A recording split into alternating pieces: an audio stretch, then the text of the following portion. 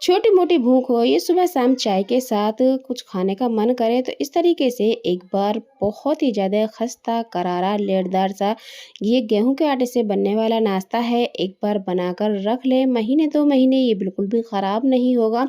बहुत ही ज़्यादा खस्ता करारा बनेगा और इसे हमने मैदा से नहीं गेहूं के आटे से बनाया है, तो तब भी ये नाश्ता बहुत ही ज़्यादा बढ़िया बनकर तैयार होगा।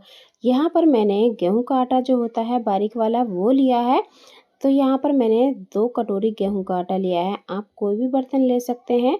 आप चाहें इस नाश्ते को मैदा से भी बना सकते हैं या फिर 1 कटोरी गेहूं का आटा और 1 कटोरी मैदा भी ले सकते हैं, लेकिन इसे हम घर पर बना रहे हैं तो फिर गेहूं के आटे से ही इसे हम बनाकर तैयार करेंगे। तो यहाँ पर मैंने 2 छोटे कटोरी गेहूं के आटे में आधा छोटी चम्मच अजवाइन, आधा चम्मच मैंने यहाँ पर जीरा डाल दिया है, जिससे कि हमारे नाश्ते का टेस्ट जो है वो बहुत ही ज़्यादा बढ़िया है।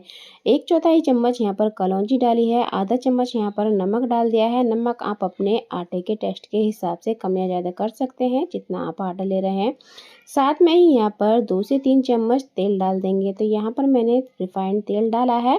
तेल डालकर हाथ से हमें अच्छी तरीके से सारी चीज़ों को पहले मिला लेना है, अच्छे से हमें मिक्स कर लेना है ताकि सारी चीज़ें जो हैं अच्छी तरीके से मिक्स हो जाए। तो यहाँ पर देखें तेल डालने के बाद में तेल की जो गुठलियाँ सी हैं वो बन जाती हैं, तो इन्हें हमें हाथ से अच्छी तरीके से मसल लेना है और आटे को एक सा कर लेना है। तो यहाँ पर देखें मैंने आटे को अच्छे से इस तरीके से मिक्स कर लिया है और ये देखें जब हम इस आटे की मुट्ठी बांध कर देख रहे हैं तो मुट्ठी जो है बंध रही है, तो इस तरीके से हमें आटा चाहिए। तो यहाँ पर देखें बस थोड़ा थोड़ा पानी डालेंगे और इसका टाइट सा आटा लगाकर तैयार कर लेंगे। आटे को पतला या मुलायम नहीं लगाएंगे, एकदम टाइट सा ही आटा लगाएंगे। जिस तरीके से हम पूरी के लिए आटा लगाते हैं बस उसी तरीके से हमें आटे को लगाकर तैयार कर लेना है। तो यहाँ पर पानी एक साथ नहीं डालेंगे, थोड़ा थोड़ा डालकर इस तरीके से आटे को अच्छे से मसल लेंगे। तो यहाँ पर देखें बस आटा जो है वो मैंने मल लिया है। इसे हम ढक कर 5 मिनट के लिए छोड़ देंगे ताकि आटा जो है अच्छी तरीके से सेट हो जाए। यहाँ पर आप इसके ऊपर कोई भी कपड़ा या किसी प्लेट से ढक सकते हैं ताकि आटा जो है वो सूखे ना, और 5 मिनट बाद आटा जो है अच्छे से सेट हो जाएगा। इतने हम आगे की तैयारी कर लेते हैं। तो यहाँ पर मैंने 2 चम्मच रिफाइंड तेल लिया है, साथ में 1 चम्मच गेहूं का आटा और 1 चम्मच यहाँ पर कॉर्नफ्लोर डाल दिया है। डालकर अच्छी तरीके से हमें मिक्स कर लेना है। तो यहाँ पर देखें बस अच्छे से मिला लेना है। अगर आपके पास कॉर्नफ्लोर नहीं है तो यहाँ पर मैदा भी डाल सकते हैं, लेकिन कॉर्नफ्लोर डालने से नाश्ता जो हमारा है वो एकदम करारा बनता है, बहुत ही एकदम क्रिस्पी सा नाश्ता बनकर तैयार होगा। तो यहाँ पर दोनों चीज़ों को डालकर रिफाइंड तेल में अच्छे से मिक्स कर लेना है और मिलाने के बाद हम यहाँ पर उसे साइड में रख देंगे। अब जो आटा हमने ढककर छोड़ा है इसे भी 5 मिनट हो गए हैं, इसे एक बार हाथ से मसल लेंगे और आटा अच्छी तरीके से देखें कितना अच्छी तरीके से सेट हो गया है। अब यहाँ पर इसमें से हम लोइयाँ तोड़ेंगे, तो लोइयाँ हमें एक साइज की ही तोड़नी है। तो यहाँ पर बस छोटे छोटी साइज की हमें लोई तोड़ लेनी है। तो यहाँ पर मैंने इतने आटे में से 5 लोई बनाकर तैयार करी हैं।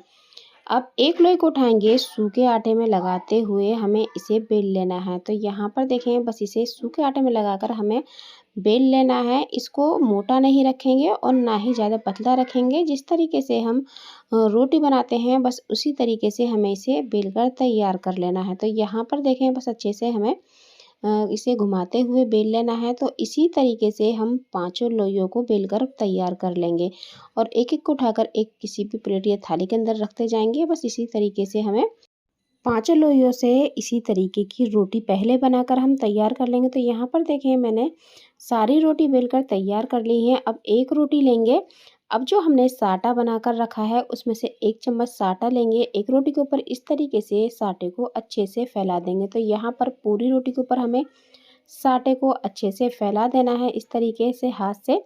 इस तरीके से जब हम नाश्ता बनाएंगे तो बहुत ही ज़्यादा लेयरदार हमारा नाश्ता जो है बनकर तैयार होगा और एक बार में ढेर सारा नाश्ता जो है वो बन जाता है। तो यहाँ पर देखें एक रोटी के ऊपर मैंने साटा अच्छे से लगा दिया, ऊपर से दूसरी रोटी रख दी, फिर उस दूसरी रोटी के ऊपर अच्छे से साटे को हम फैला देंगे। फिर इसी तरीके से हमें पांचों रोटियों को रखते जाना है और जो हमने साटा बना कर रखा है इसे पूरी रोटी के ऊपर अच्छे से फैला देना है। यहाँ पर जो हमने 5 रोटी बनाकर रखी हैं एक के ऊपर एक इसी तरीके से रखते जाएंगे। और देखें अच्छे से आटे को फैलाते जाएंगे। अब पांचवी जो रोटी है उसे हम ऊपर से इस तरीके से रखेंगे और रखने के बाद अच्छे से हाथ से इस तरीके से हल्का सा दबा देंगे।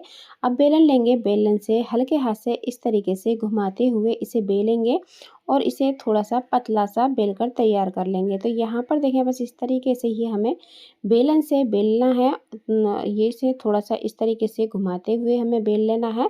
तो ये इस तरीके से एक दूसरे से रोटियां जो हैं वो चिपक जाएंगी और यहाँ पर थोड़ी-सी ये पतली भी हो जाएँगी। तो यहाँ पर देखें मैंने अच्छे से इसे थोड़ा-सा बेल लिया है। बेलने के बाद ये थोड़े बड़े साइज़ के हो गया है, तो फिर इसे हम इसके ऊपर 5वीं रोटी के ऊपर भी हम इसी तरीके से जो हमारा साटा है उसे लगाएँगे और एक तरफ से इसके कोने को पकड़ेंगे, इस तरीके से फ़ोल्ड कर देंगे। फिर दूसरी तरफ से कोने को पकड़ेंगे और इस तरीके से ही हम दूसरी तरफ से भी फ़ोल्ड कर देंगे। ऊपर से जो साटा बच गया है, थोड़ा-सा हम ऊपर से भी लगा देंगे। इससे हमारे नाश्ता बहुत ही ज़्यादा लेयरदार बनेगा, बहुत सारी लेयर निकल कर आएँगी और बहुत ही ज़्यादा खस्ता करारा सा नाश्ता जो है वो बन जाता है। तो यहाँ पर देखें बस कोनों को थोड़ा-थोड़ा सा हम इस तरीके से फ़ोल्ड कर देंगे और इसे इस तरीके से हम चिपका देना है और इसे चौकोर हमें बनाकर तैयार कर लेना है। तो यहाँ पे फिर से हम इस तरीके का पेड़ा बनाकर तैयार कर लेंगे। अब इसे हम गोल नहीं करेंगे, इसी तरीके से चौकोर हम इसे बेलकर तैयार करेंगे। तो यहाँ पर बेलन से हल्के हाथ से इस तरीके से घुमाते हुए बेलेंगे तो ये आराम से बिलकर तैयार हो जाएगा। तो यहाँ पर देखें बस दोनों तरफ से इसे घुमाते हुए हमें बेलना है और इसे इसकी फिर से चौकोर सी रोटी बनाकर तैयार कर लेनी है। अच्छा, इसे ज़्यादा पतला नहीं बेलेंगे और ना ही ज़्यादा मोटा रखेंगे। एकदम देखें मैं आपको दिखाती हूँ कितना मोटा हमें रखना है। देखिए मैंने इसे घुमा-घुमा कर चारों तरफ से बेल लिया है और ये बिल्कुल पतला भी नहीं है और ना ही ज़्यादा मोटा है। मैं आपको दिखा रही हूँ, देखें इतना मोटा हमें रखना है, इसी से नाश्ता जो है वो बहुत ही ज़्यादा लेयरदार और बहुत ही बढ़िया सिक कर तैयार होगा। तो यहाँ पर देखें इतना ही हमें इसे बेलना है। अब इस तरीके से छोटे-छोटे साइज़ की इसमें से सीधी-सीधी पहले हमें पट्टी कट कर लेनी है। तो यहाँ पर आप अपने हिसाब से थोड़ा चौड़ा या पतला काट सकते हैं, लेकिन छोटे-छोटे बनाएँगे तो ये बहुत ही अच्छी तरीके से सिकेंगे और बहुत ही अच्छी तरीके से इनमें लेयर जो हैं वो निकल कर आएँगी। आप अपनी पसंद से थोड़ा छोटा या बड़ा रख सकते हैं नाश्ते को। तो यहाँ पर पहले मैंने सीधा-सीधा कट करा, फिर उसमें से छोटे-छोटे इस तरीके से नाश्ते को बनाकर तैयार कर लिया है। तो यहाँ पर देखें बस सारों को मैंने इस तरीके से कट कर लिया है।